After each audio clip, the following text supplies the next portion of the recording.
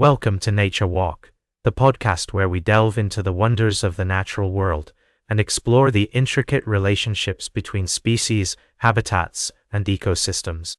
I'm your host, David, and I'm thrilled to share with you today's top story, a truly heartening tale of rediscovery and conservation. Imagine a place where the majestic Eurasian otter, once thought to be extinct in Malaysia, has reappeared after more than a decade. This is not just a story about an individual species, it's a testament to the power of dedicated research, conservation efforts, and the resilience of nature. Camera traps in the Tangkulap Forest Reserve in Sabah, Malaysia, have captured a grainy yet unmistakable image of a Eurasian otter ambling alongside a water body, sending waves of excitement through the conservation community. As we explore this remarkable story, let's set the context.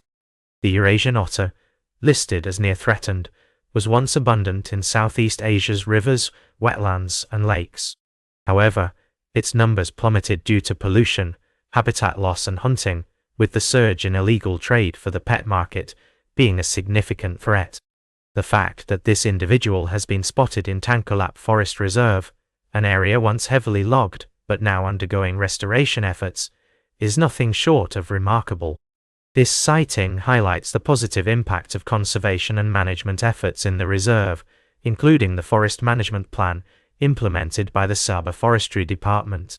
It's a beacon of hope for the future of not just the Eurasian otter, but also for other species that call this ecosystem home. The Tangkulap Forest Reserve now becomes the only place in Malaysia where all four East Asian otter species coexist, a true haven for biodiversity. As Chris Shepard from the Center for Biological Diversity notes, this sighting is a real hopeful sign that underscores the urgency to protect habitats for otters and other wildlife in Malaysia. Otters, as apex predators in rivers and waterways, are indicators of ecosystem health, sensitive to even the slightest changes in their environment. Their presence or absence can tell us a great deal about the overall health of an ecosystem. This story is not just about the Eurasian otter. It's about the broader implications for conservation and our relationship with nature. It reminds us that dedicated research and conservation efforts can lead to groundbreaking findings, even when targeting a single species. It shows us that there is still hope, still time to make a difference, especially in areas like Malaysia, which stands out in Southeast Asia as a bastion of biodiversity.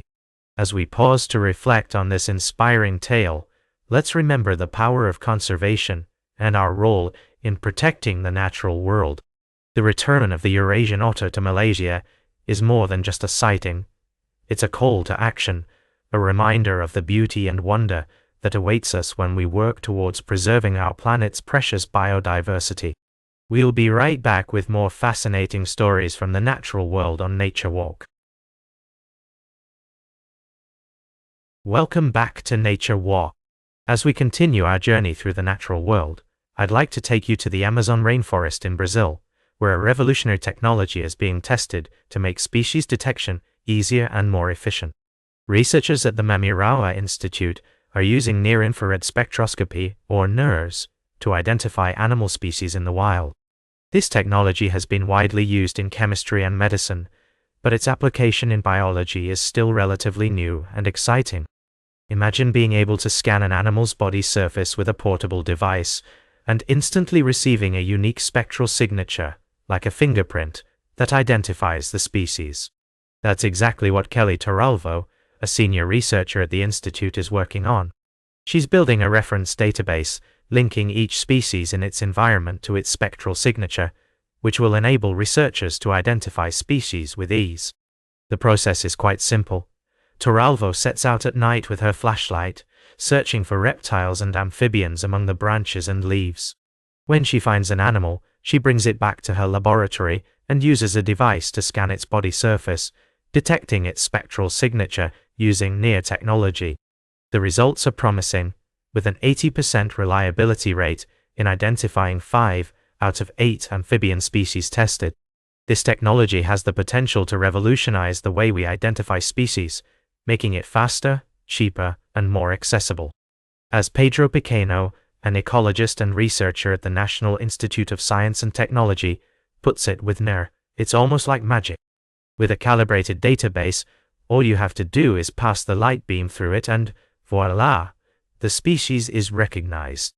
The implications of this technology go beyond just academic research. It could facilitate monitoring, inspections, and conservation actions in areas where expert identification is not possible.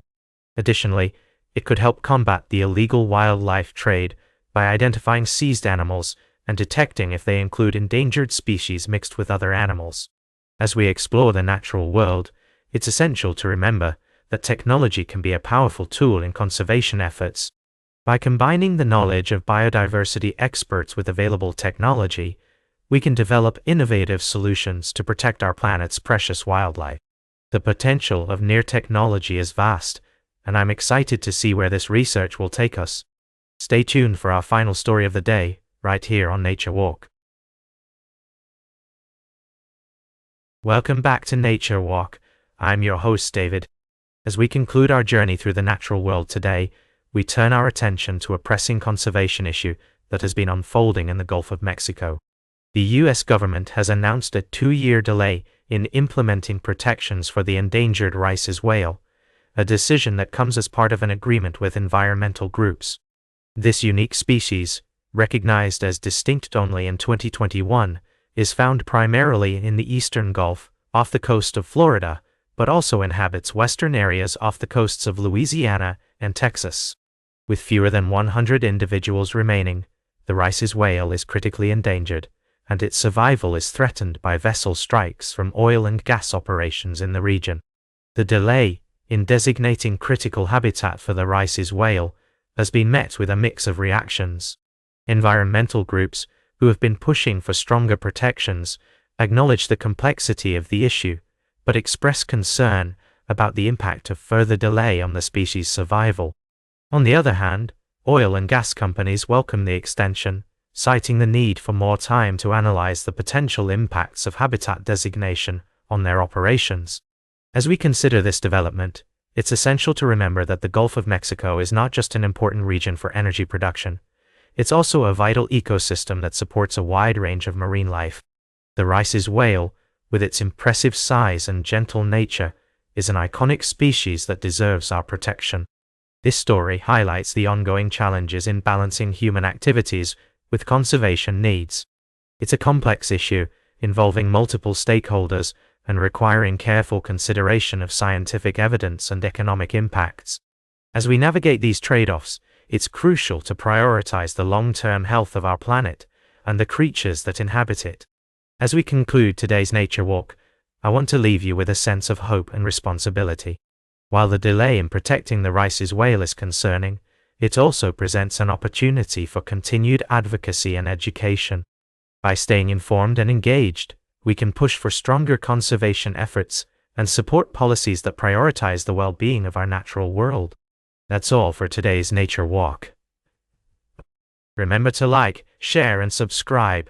And until next time, keep exploring your natural world. That's all for today's Nature Walk. Remember to like, share, and subscribe. And until next time, keep exploring your natural world.